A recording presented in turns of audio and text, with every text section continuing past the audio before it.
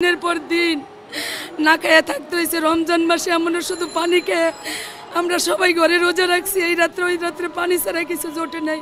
এই আমার দুইটা সন্তান পাগলের মতো হয়ে কাঁদতেছে, আব্বুরে কোথায় রাইখে আসছো। তারপরে থেকে 13 বছর আমার মেয়েটা গর্ভে ছিল। আমার মেয়েটা হওয়ার 2 দিনের সময় আমি চলে আসি ঢাকায়। ওই মেয়ে নিয়ে আমি ডিবি অফিসের সামনে দিনের পর দিন 2 মাসের সন্তান 2 দিনের সন্তান নিয়ে আসা 2-3টা মাস পর্যন্ত আমি রাস্তায় রাস্তায় আমি বাড়ি জমি জমা ঘর বাড়ি সব বিক্রি করে দিব। আমার স্বামীরে দাও, ফিরাইয়া দাও। ওরা আমার 15 দিন ঘুরাইছে ডিবি অফিসের সামনে, আমি বসে রয়েছি, ভিতরে ঢুকতে দেয় নাই। 2013 সালে আমার স্বামীকে উঠাই নিয়ে যায় আমার সামনের থেকে।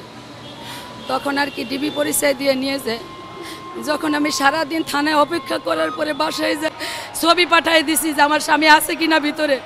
তারা বলছে যে আপনার স্বামীর মতো দেখছি আমরা, আমি ভিতরে ঢুকতে পাই না। কয় নিজের জীবন নিয়ে বাঁচেন, এইখানে আসছেন কেন?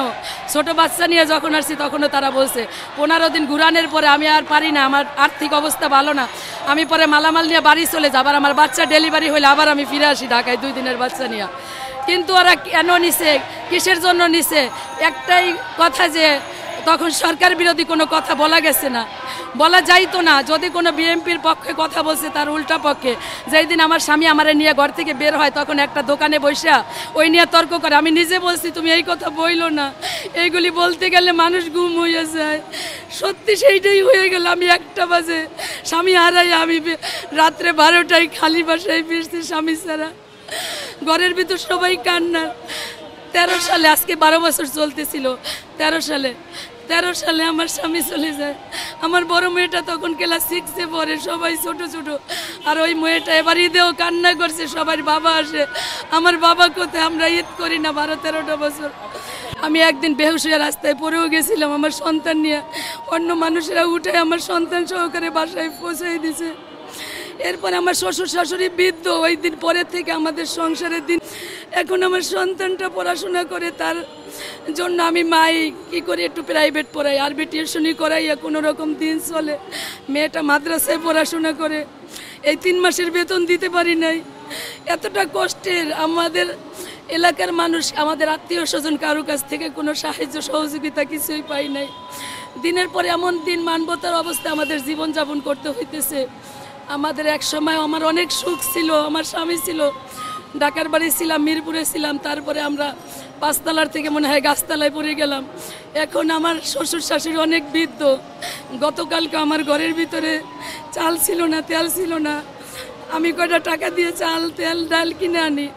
আমি ঢাকায় আসব এই খবর পাইয়া 2 দিন আমার মেয়েটা ছিল ওইখানে, 2 দিন আমার বড় মেয়ে ছিল ওইখানে, ওই যায় না ঘরের সামনে। তারপর আমারে ফোন দিছে। পরে গতকালকে আমি কিছু টাকা ধার করে নিয়ে তারপর আমি ঢাকার উদ্দেশ্যে কালকে রাত 12টায় পৌঁছাই। 12টায় পৌঁছাই বোনের বাসায় তাইকা সকালবেলা খবর পাইয়া এইখানে চলে আসি। এখন আমার সংসার, আমার দেবর আছে, আমার শ্বশুর আছে, শাশুড়ি আছে, এই পরিবারের বড় ছেলে ছিল।